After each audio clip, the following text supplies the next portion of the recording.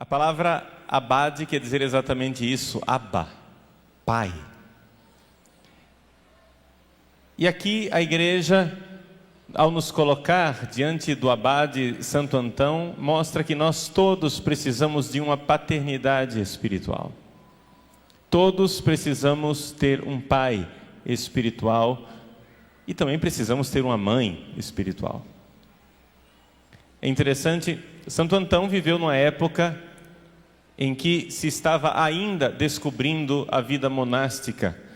Ele vivia no deserto do Egito e ele não vivia junto com uma comunidade, não tinha comunidade, ele era eremita, ele vivia praticamente sozinho. No entanto, apesar disso, por causa do exemplo dele, a igreja desde o início o chamou de abade, o chamou de pai. Por quê? Porque viu no seu exemplo uma paternidade espiritual. E é isto que se vive nas comunidades religiosas. Séculos depois, quando veio São Bento, também ele, abade, viveu o início da sua vida como Santo Antão, sozinho, vida de eremita. Mas depois começou uma vida de comunidade e fez uma regra, a santa regra, a regra de São Bento. E é interessante que dentro da regra, São Bento viu a necessidade de colocar na comunidade dos monges duas figuras que ocupassem o lugar do pai e o lugar da mãe. Dentro da comunidade monástica existe o pai, que é o abade, e existe aquela figura que é mais doce, acolhedora, amiga, que ocuparia aquilo que numa família seria o lugar da mãe, que é a figura do prior. O prior, dentro do mosteiro, ocupa esta posição de mãe, ou seja, em palavras pobres, a gente poderia dizer assim: o abade bate, o prior assopra, não é isso? Não é esta a missão do prior, da mãe acolhedora? É isso que nós gostaríamos um pouco de refletir nesta tarde, a figura do pai. Hoje de manhã já falávamos da mãe, e inspirados pela figura de pai de Santo Antão, gostaríamos de refletir sobre a missão do pai dentro da família. Nós dizíamos hoje de manhã, e eu gostaria de insistir nisto, que a missão de pai e de mãe não é uma criação humana, mas é algo da criação de Deus, está na estrutura da personalidade humana. Todo ser humano precisa de um pai espiritualmente e de uma mãe, e que essas realidades são realidades espirituais e não só biológicas. Se você não conhece o seu pai biológico, se você não conhece a sua mãe biológica, não tem problema, saiba que alguém, se você hoje é uma pessoa normal, sadia, inteira, alguém desempenhou o papel de pai e de mãe espiritualmente. É isso que importa. Porque colocar no mundo, qualquer animal coloca. Mas ser pai e ser mãe espirituais, somente nós que temos alma é que somos pai, é que somos mãe. Isto é uma realidade humana e não cultural. E eu digo isto a partir da pesquisa do padre Antônio Vergote, um sacerdote, psicólogo francês, que fez uma pesquisa nos vários continentes e descobriu que existe uma ideia de pai e de mãe que é transcultural. Como diz o título do livro dele, cross-cultural, ou seja, atravessa as várias culturas. Em todas as culturas existe uma figura de pai, existe uma figura de mãe. Hoje de manhã já vimos a figura da mãe. A figura da mãe ela é marcada por uma realidade que é a acolhida. A mãe é uma disponibilidade afetiva, ela está de braços abertos para acolher. A mãe, ela é o amor incondicional. Ela ama o filho, não importa o que o filho faça. E o pai? O que é o pai? Qual é a figura do pai? Pois bem, o padre Vergote então descobriu que o pai, a figura do pai está necessariamente ligada à lei. O pai é uma figura de lei, o pai é o limite. E isto é fácil da gente entender por quê. A mãe e a criança vivem uma unidade. E a própria natureza, quando Deus fez a mãe, fez a natureza da mãe para estar unida à criança. Primeiro, a mãe quer segurar a criança no útero, senão ela perderia a criança. Depois ela quer segurar a criança nos braços, senão ela não amamentaria a criança. O problema é que depois ela quer segurar a criança em casa. E aí é necessário que surja a figura do pai, que é a figura que põe um limite dentro disto. E que então convida o filho a sair de casa e enfrentar o mundo. O pai é este limite. O pai, ele põe um limite na ligação de intimidade entre a mãe e a criança, sem quebrar esta ligação. Isso aqui é importante, vejam só. Limite, mas sem quebrar a ligação. O pai não põe limite na ligação entre a mãe e a criança porque está com ciúmes, não é isso. Ele põe uma barreira para o bem da própria criança. O pai é o intruso, poderíamos dizer assim. Ele entra como um terceiro. E isto é verdade, atenção, tanto para os meninos como para as meninas.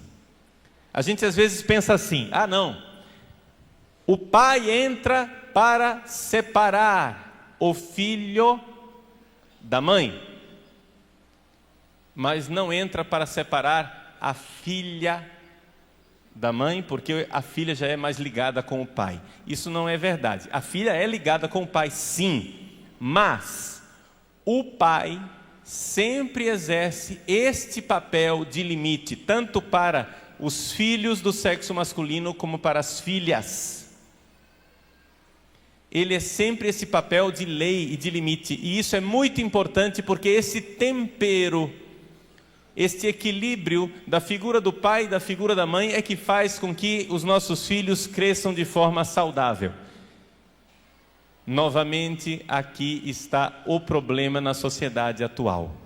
Na sociedade atual, nós vimos hoje de manhã, as mães entram em rivalidade com o marido, querem ganhar tanto quanto o marido, querem ter carreira como o marido tem, querem desempenhar um papel mais masculino do que feminino, e por isso não dão tempo para os filhos, e aí nós vimos todas as consequências.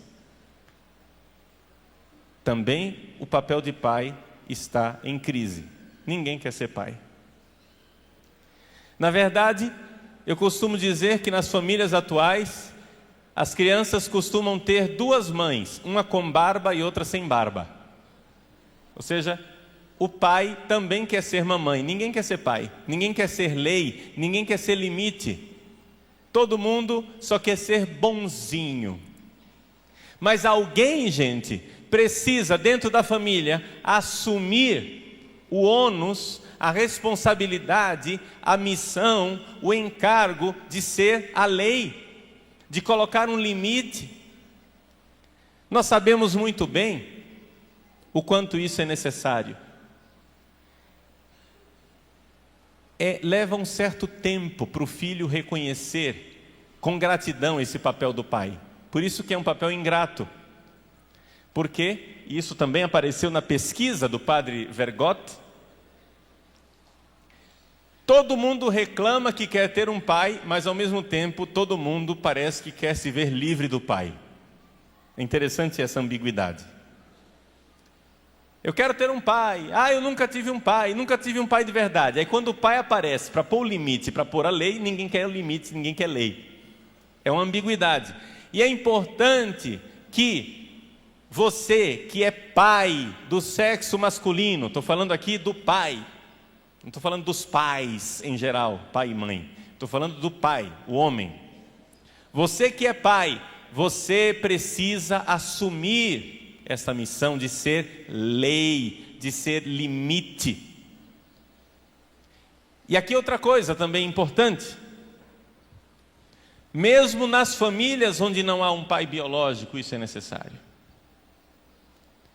Vamos supor que na sua família haja, a mãe é mãe solteira, nunca se casou.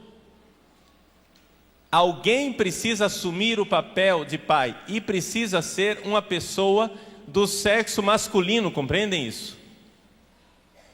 É importante isso. A gente não pode relativizar os papéis tanto assim.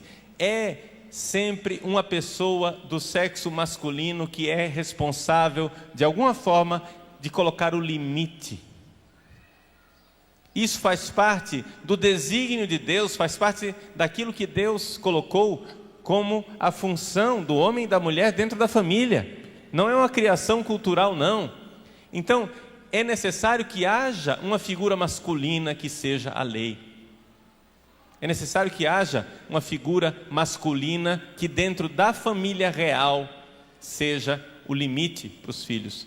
Então, quer seja um avô, quer seja um padrasto, quer seja um tio, quer seja um padrinho, alguém precisa assumir esta realidade de pai, de saber pôr limites e dizer: olha aqui, moleque, até aqui você vai, daqui para frente não dá, aí você já passou do limite, é só até aqui.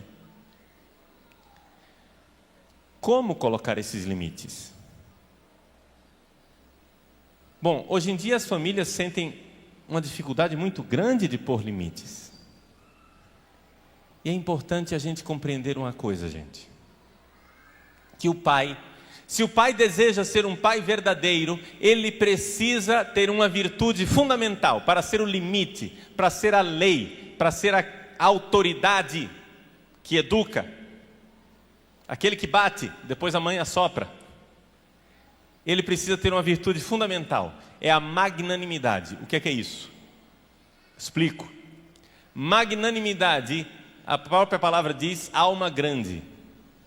Você não pode ser pusilânime, ou seja, alma pequena. Alma pequena é aquele que é detalhista, perfeccionista, picuinha, entende? Aquele fulaninho que é chatinho e se apega aos pequenos detalhes. Essa não é a figura do pai. Pai não é assim. O pai precisa ser magnânimo. O que quer dizer isto? Existe um ditado antigo em latim que diz assim: aquila non capit muscas. A águia não se alimenta de moscas. Isso quer dizer que a águia, que é uma ave nobre, magnânima, ou seja, de alma grande, poderíamos dizer, metaforicamente, a águia, ela não come animais pequenininhos, só come animais grandes. Assim deve ser o pai. O pai não deve se preocupar tanto com o pequeno defeitozinho, o pai tem que se preocupar com o defeito grande. Mande pouco. Dê poucas ordens, mas as ordens que você dá têm que ser muito importantes. Você não pode encher a vida dos seus filhos de regrinhas pequenininhas e cobrar todas aquelas regrinhas o tempo inteiro, e você transforma o seu relacionamento de pai e de filho em pequenas cobranças. Aquela regrinha, aquela pequena regrinha desgasta a sua autoridade. Não sei se as mães já notaram isso, porque essa é a vida do dia a dia da mãe. A mãe é responsável pelas pequenas regrinhas. Menino, limpa os pés, lava as mãos, vem para a mesa, penteia esse cabelo, vai vestir uma camisa, tira o boné. Agora não. A mãe é responsável pelas pequenas regrinhas, e exatamente porque ela é responsável pelas pequenas regrinhas, a autoridade da mãe se desgasta. Quando a mãe finalmente quer mandar algo de importante, o que é que ela faz? Ela diz: eu vou dizer para o seu pai. É ou não é verdade? Por quê? Porque a figura da mãe já está desgastada com o convívio do dia a dia. Não é que a mãe está usando o pai como bicho-papão, mas é interessante isso, apareceu na pesquisa do padre Vergote, e isso é uma realidade do mundo inteiro, De alguma forma, quando as pessoas verbalizam a respeito da autoridade da mãe, as pessoas sempre mostram que a autoridade da mãe, de alguma forma, provém do pai. Parece que a mãe exerce a autoridade dentro de casa quase que delegada pelo pai. Ela é representante do pai. Eu estou aqui tomando conta da ordem da casa enquanto o seu pai não vem. Porque é ele que é o cara da lei. Por que isso? Porque, gente, é natural que a criança tenha muito mais intimidade com a mãe e tenha um relacionamento de cumplicidade com a mãe. Compreende isso? Eles foram cúmplices durante 9 meses um do outro dentro do útero. Eles viveram um com o outro e a mãe tem essa cumplicidade com a criança. Isso é natural. É necessário que entre alguém para interferir e dizer: para, você não é Deus, você não é onipotente, você não pode tudo, tem um limite. Agora, uma dica para os pais. Tem um amigo meu que é um excelente educador. Ele teve 8 filhos. Nunca teve dificuldade de educar os filhos. E ele diz assim: padre, o senhor quer educar bem os seus filhos? É o seguinte: não dê mais de uma ordem por mês. Dê a ordem. E quando você der a ordem, não explique muito. Não fique com lero-lero não. Ah, por que tem assim? Porque aqui quem manda sou eu, essa aqui é a minha casa e você vai obedecer. E os filhos obedecem, mas não mande demais. Só mande coisas importantes. Pense bem antes de mandar. Isso aqui é um exemplo desse meu amigo. Não digo que esse exemplo precisa ser tomado ao pé da letra, mas só para dizer que existe aí uma sabedoria. Existe uma sabedoria de não gastar a autoridade do pai. A autoridade do pai precisa existir, precisa estar lá. Ela é mais ou menos como uma faca. Se você usa demais, quando você mais precisa, ela está cega. Então é necessário que você use nos momentos importantes. E saiba. Olha aqui, rapaz. Eu sou o dono desta casa. Enquanto você estiver morando aqui, as regras serão estas. Se você quer viver de outro jeito, arrume o seu emprego, sua casa e sua mala e suma daqui. É necessário, muitas vezes, falar com esta clareza. Por quê? Porque qual é a tendência dos filhos? É querer a liberdade de adultos, mas não querer a responsabilidade de adultos. Quer a liberdade de ir para a noite, cair na gandaia, sem dar satisfação a ninguém. Mas quem é que está pagando a conta da festa? Enquanto eu pagar a conta da festa, meu irmão, quem põe as regras sou eu. E isto é amor. Porque se você não tiver um pai que põe limites em você, não se preocupe, a sociedade porá os limites. Você vai terminar na cadeia. Você vai terminar limitado pela sociedade. É uma bênção de Deus colocar um limite. Vejam como Deus, na pedagogia dele, fez isso. Ele primeiro nos deu um Antigo Testamento, ele nos deu uma Torá, ele nos deu primeiro uma lei. Depois vem a misericórdia, mas primeiro o limite.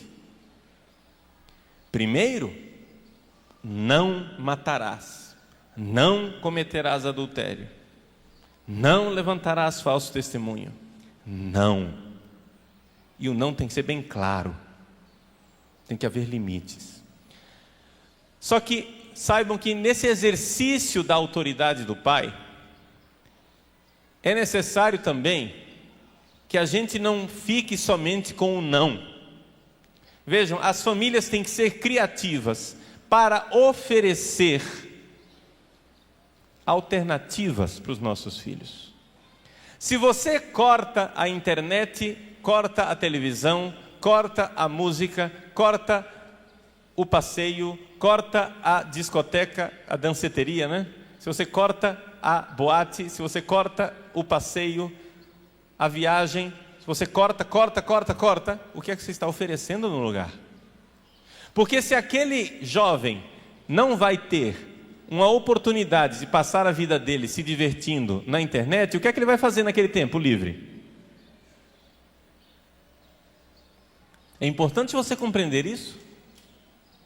É importante você compreender que você não pode colocar chave na televisão, cortar a conexão da internet, colocar senha e querer que ele fique de papo para o ar o dia inteiro sem ter o que fazer. Você tem que dar alternativas.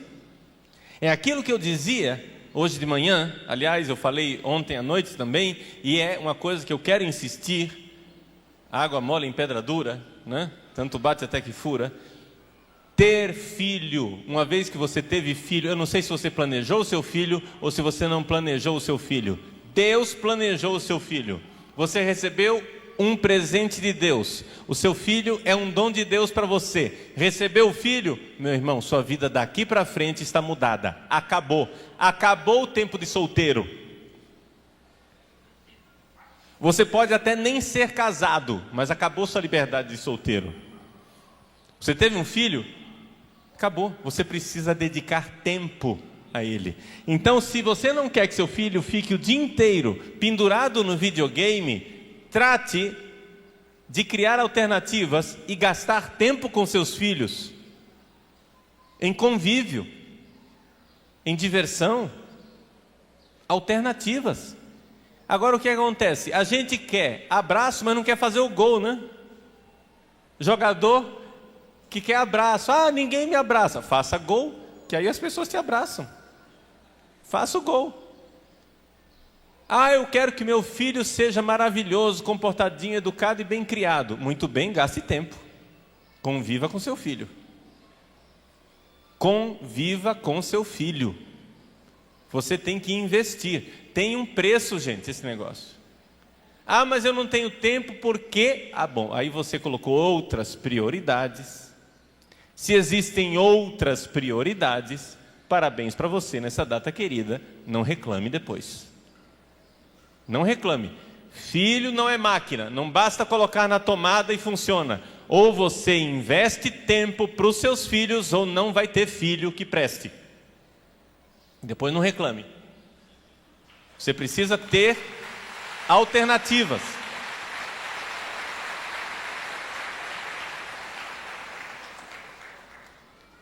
Então é necessário saber isto.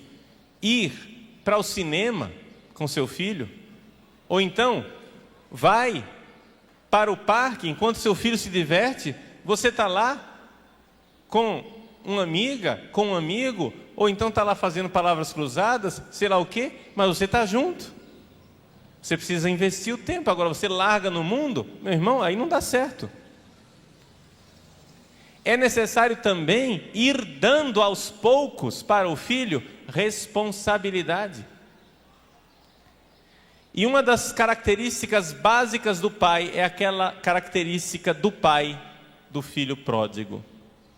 Na parábola do filho pródigo, o filho pródigo diz assim para o pai: Pai, dá-me a parte da herança que me cabe. O pai diz: Pois não, está aqui, pode levar. Se fosse uma mãe, ia ser um drama, né? Não, você não sai daqui. Ela se joga na porta, você tem que passar por cima do meu cadáver.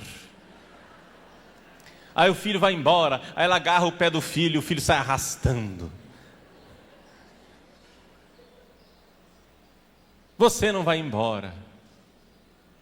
Gente, o pai não faz esse tipo de chantagem. Entendeu? O pai não faz esse tipo de chantagem. Porta da frente, serventia da casa. Fica ali, pode ir, suma. Que é isso, padre? Esta é a figura do pai. O pai precisa fazer isto. Olha aqui, meu irmãozinho. Você quer aprontar com a sua vida? Então, suma. Por quê? Porque o filho precisa entender esse recado. Diz para o filho que as coisas têm um custo. A liberdade tem um preço. O adulto tem uma liberdade, mas essa liberdade tem responsabilidade. Você quer a liberdade de fazer o que quiser com o seu dinheiro? Muito bem, ganhe o seu dinheiro. Ah, padre, mas ele já ganha o dinheiro dele, ele já trabalha? Pois é, mas ele por acaso mora na sua casa? Mora. E ele paga as contas? Não, está errado. Está errado? Quer liberdade? Pensa bem, o cara tem o salário livre, não tem uma responsabilidade dentro da casa. E quer a liberdade de fazer o que quiser com o dinheiro. Não, está morando aqui dentro, vamos pagar a conta de luz, vamos pagar a conta de telefone, vamos assumir uma responsabilidade. Você quer liberdade, meu irmão? Junto com a liberdade de adulto vem a responsabilidade de adulto. Se você quer liberdade de adulto e responsabilidade de criança, compreende que não dá certo. Se você só quer a responsabilidade de criança, ou seja, responsabilidade nenhuma, então você terá a liberdade de criança, ou seja, liberdade nenhuma. Criança não vai onde quer. Criança vai onde o pai manda. Então existe uma desproporção muitas vezes nos nossos lares dos filhos que já ficaram adultos, querem a liberdade de adulto, mas não querem a responsabilidade de adulto. E muitas vezes a dificuldade está na falta de um pai que diga: porta da rua, serventia da casa. Você quer fazer o que quer? Arranje sua casa, se vire. Você chega e diz: padre, mas isso é uma crueldade. Não é crueldade nenhuma, é a missão do pai. Por quê? Aqui é que vem o detalhe. Veja só. Quantas e quantas vezes essa história não se repete e você vai reconhecer aqui a sua história, você que é adulto. Você foi educado quando era criança, você foi educado com rigor, com lei, com limite. E você esperneou quando era criança, você não queria, você xingava, ficava com raiva do seu pai, esperneava, chorava, reclamava para sua mãe, mas tinha um limite. Você foi educado no temor de Deus, você foi educado na lei de Deus, muito bem. Você se revolta na adolescência. Sai de casa como filho pródigo, entre aspas, ou seja, sai de casa nem que seja espiritualmente. Muitas vezes os filhos e as filhas não têm a coragem de sair de casa fisicamente, materialmente, mas saem de casa no coração, mentalmente, espiritualmente. Chega em casa e só vive emburrado dentro de casa. Ele não está morando ali. Você vê claramente que ele só é gente, que ele só sorri, que ele só se abre para a vida quando sai de casa. Porque na verdade a casa para ele é uma prisão. E, na verdade ele não tem a coragem de assumir que é um covarde, que gostaria de sair de casa, mas não tem coragem de sair de casa. Porque é um covarde, não quer, ele quer a responsabilidade? Não quer, ele só quer a liberdade. E aí que fica essa ambiguidade. Mas vejam, o filho sai de casa, ele tem para onde voltar.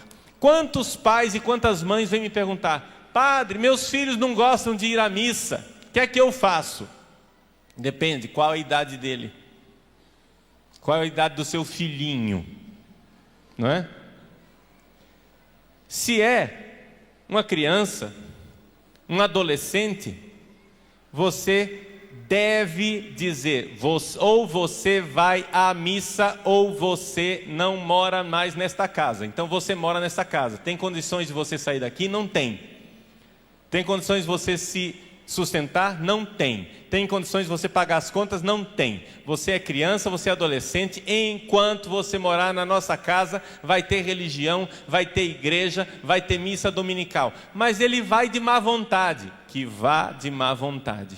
Porque depois, quando ele for jovem adulto, se revoltar e não puser mais os pés na igreja, um dia acontecerá com ele como aconteceu com o filho pródigo. Um dia ele vai invejar a comida dos porcos. Um dia ele vai cair em si e vai dizer: o meu velho tinha razão. E aí vai ser importante que ele tenha uma casa para voltar.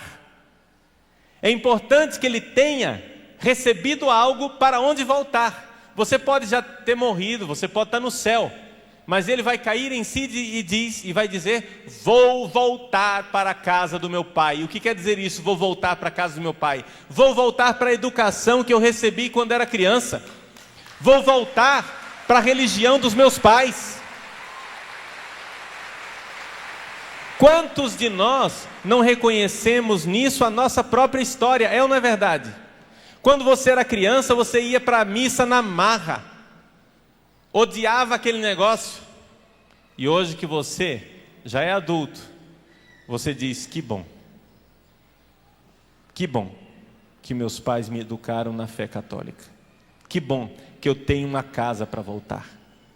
Então, leve seus filhos para a missa. Olha aqui, enquanto morar aqui vai ter terço, sim senhor. É sábado, nós rezamos o terço juntos. No sábado tem terço, no domingo tem missa. Entendeu? Pode cobrar, mas cobre as coisas importantes, entende? Não encha de picuinha a vida deles, pelo amor de Deus. De detalhezinhos, onde a vida da criança e dos pais seja uma cobrança diária, um inferno. Se você cobrar só pequenas coisinhas, a vida vai ser um inferno. Eu não estou dizendo para cobrar pequenas coisinhas, eu estou dizendo para você cobrar as grandes coisas, as coisas importantes, as coisas fundamentais. Compreende? Então, saber que as coisas têm consequências. Saber que existe limite. Essa é a figura do pai. Problema, ninguém quer ser pai. E isto não é só nas famílias não, é em tudo quanto é lugar. É na sociedade, é na vida pública. Ninguém quer ser pai, ninguém quer ser a lei, ninguém quer ser limite. Isso acontece também dentro da igreja. Dentro da igreja, ninguém quer ser pai. O cardeal emérito do Rio de Janeiro, meu grande pai e grande modelo, Dom Eugênio Salles, o cardeal emérito do Rio de Janeiro, ele sempre diz ainda, está vivo, graças a Deus, diz: o problema da igreja é um problema de alfaiataria. Eu olhava para ele assim e dizia: ué, alfaiataria? Por quê? Está faltando calça comprida, tem muita saia nesse negócio. Já está faltando homem, entende? Está faltando alguém que coloque limite e que diga não. Muita gente acha, isso aqui já sou eu falando, né? Tem gente que acha que o problema da igreja católica no Brasil é falta de conversões. Nós precisamos converter mais gente. Eu já acho o contrário. Eu acho que o problema da igreja católica no Brasil é falta de excomunhões. A gente devia colocar uns para fora para ver se para.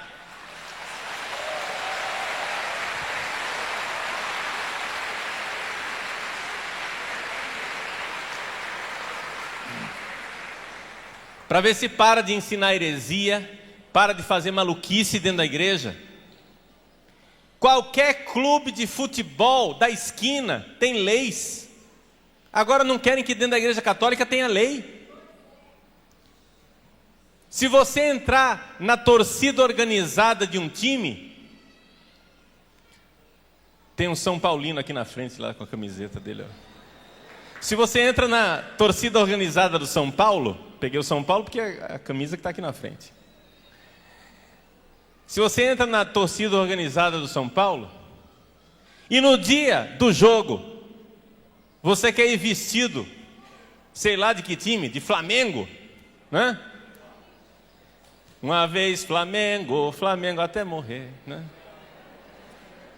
Se no dia do jogo, você quer ir vestido de Flamengo, você vai ser linchado, né? É ou não é verdade? Não vai dar certo?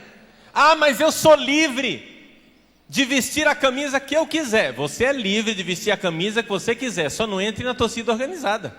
Uma vez que você entrou na torcida organizada, você já exerceu a sua liberdade. Você resolveu entrar na torcida organizada do São Paulo? Muito bem, agora você vai torcer para o São Paulo. No dia do jogo você não tem o direito de torcer para o Flamengo, porque você exerceu sua liberdade. Você tem todo o direito, gente, você tem todo o direito de exercer a religião que você quiser. A liberdade religiosa é uma cláusula pétrea deste país. Nós vivemos num país livre e a liberdade religiosa é um dom de Deus para este país. Todos nós podemos exercer a religião que nós quisermos. Agora, meu irmãozinho, se você quer ser espírita, se você quer ser macumbeiro, se você quer ser da igreja evangélica, não é dentro da igreja católica, não, é lá na outra religião.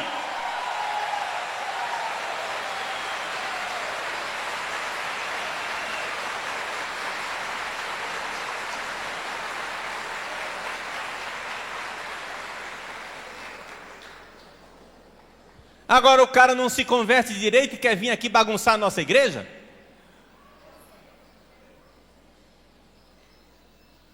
Para resolver um pouco dessa coisa toda, a gente não precisava de conversões, não, precisava de umas excomunhõezinhas. Manda embora. Manda embora.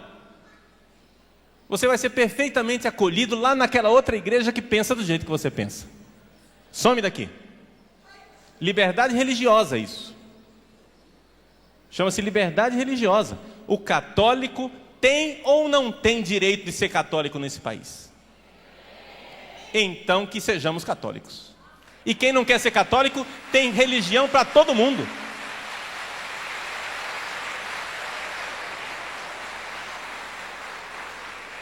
Tem religião para todo mundo, à disposição. Todos os gostos e cores. E você como pai, e você como mãe, como é que você vai exercer o seu pátrio poder? Como é que você vai educar os seus filhos? Ninguém fica esperando assim, meu filho nasceu, eu não sei se ele vai querer falar português. Porque português, eu acho que, faz o seguinte, eu não vou ensinar língua nenhuma para o meu filho. Quando ele crescer, aí ele vai decidir se ele vai falar português, se ele vai falar inglês, se ele vai falar francês, se ele vai falar alemão. Isso existe? Não. Você nasceu de um pai brasileiro e de uma mãe brasileira e mora no Brasil. Você vai falar português porque é a língua que nós vamos ensinar para você, tá bom? Como dizem os italianos, o mangia questa minestra ou salta dalla finestra. Quer dizer o seguinte, ou você come a comida que está na mesa ou então cai fora. Entende? É essa comida aqui. Se quer, é essa daqui. Se não quer, chispa, some. É assim com a língua. É assim com a escola.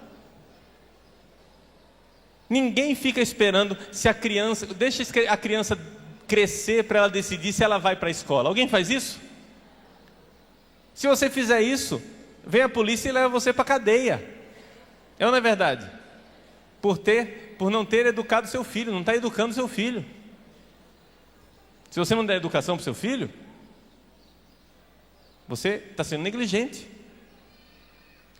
A mesma coisa com relação à religião. Você não tem que esperar seu filho ser adulto para dar uma religião para ele. Quando ele for adulto, ele pode rejeitar a religião católica e ser de outra religião.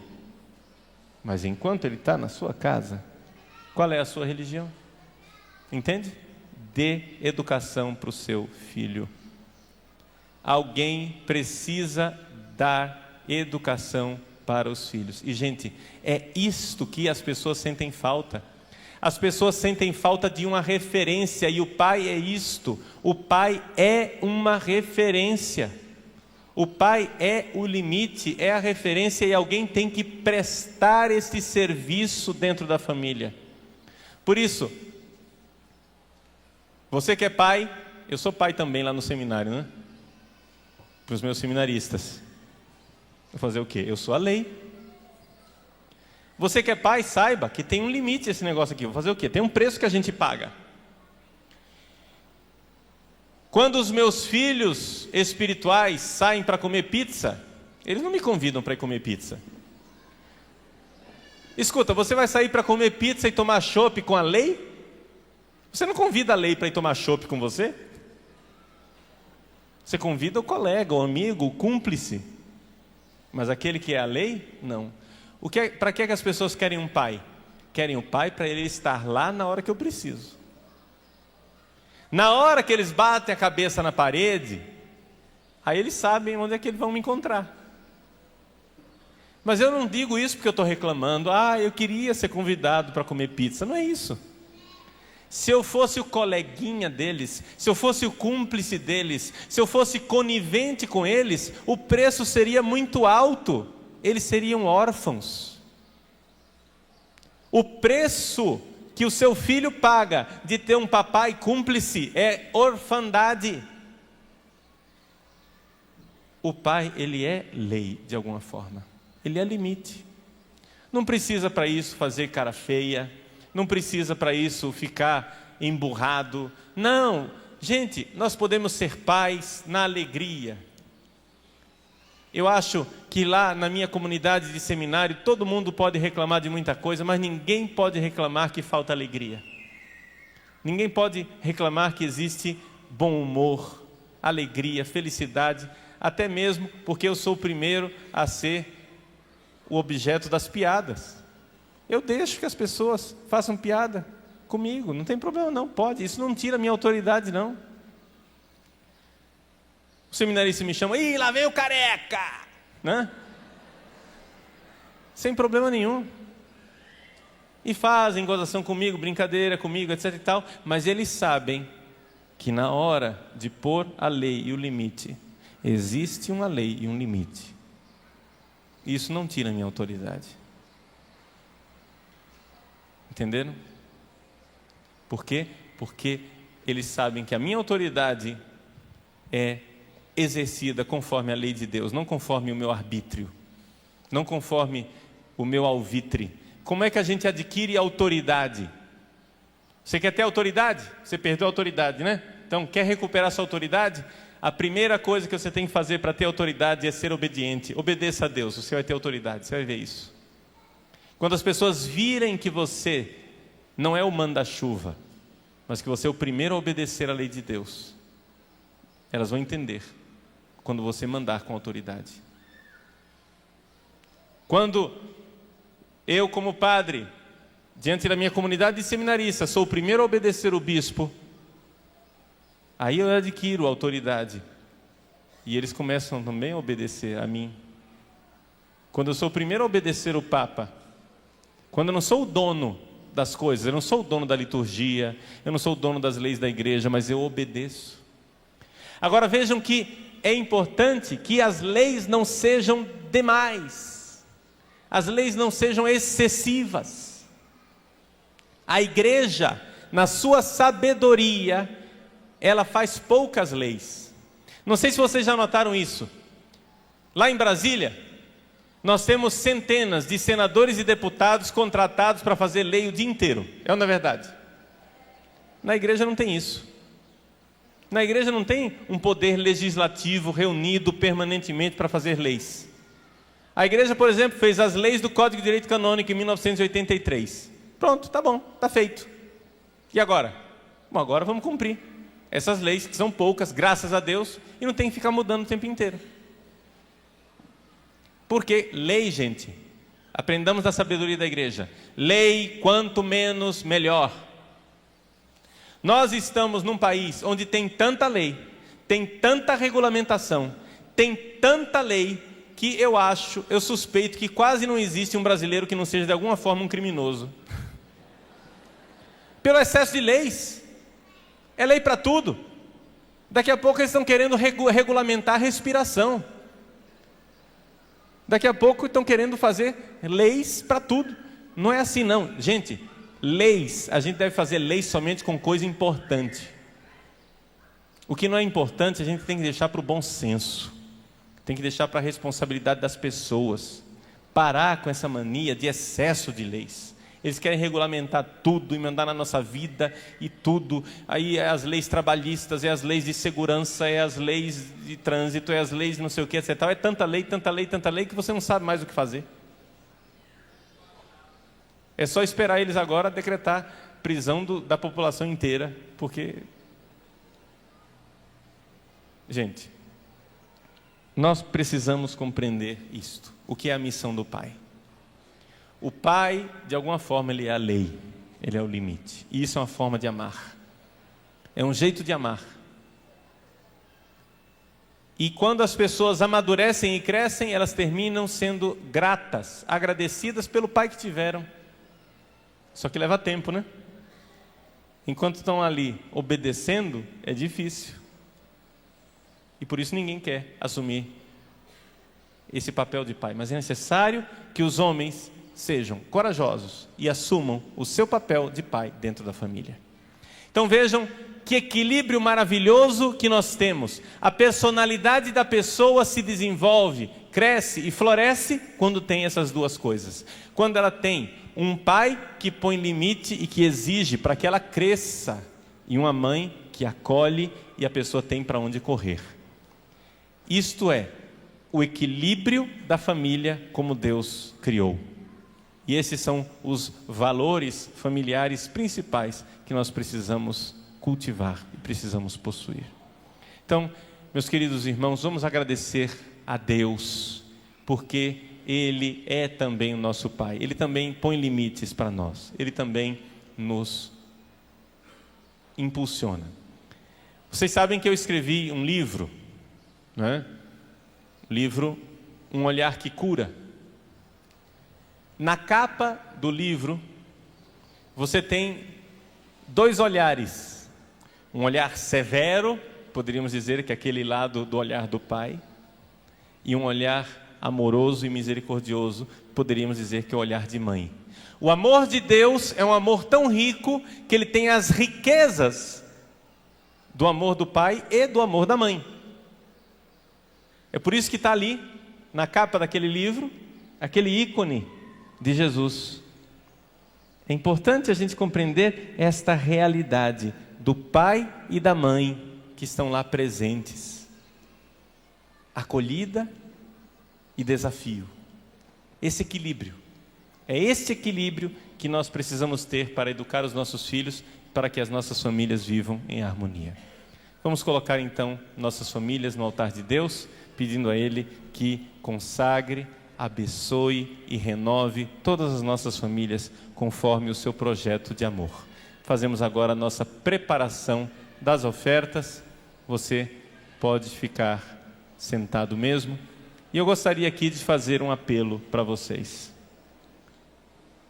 Você que assiste a Canção Nova, participa da Canção Nova, você é o patrocinador da Canção Nova. Então gostaríamos de apelar para a sua generosidade. Vocês sabem que esta palavra que está sendo proclamada nesse acampamento de oração, ela precisa chegar a muitos lugares. Então ajude a Canção Nova. Ajude com a sua contribuição, ajude adquirindo os produtos da Canção Nova. Mesmo que você, vamos supor, você já assistiu essa palestra, mas você adquire a palestra e dá de presentes para outra pessoa. Dá de presente. Pega a palestra de hoje de manhã, ensinando como deve ser uma mãe. A palestra de hoje à tarde, ensinando como deve ser um pai. E dá de presente para um casal que está começando agora. Esse é o presente de casamento. Para eles saberem conduzir a sua família. É uma forma de evangelizar. Então, pedimos a você a sua generosidade. Estamos de mãos estendidas para você. Precisamos pagar as contas, precisamos fechar a nossa campanha todos os meses. E isso é possível se você for generoso. Seja generoso e pense no bem que você está fazendo.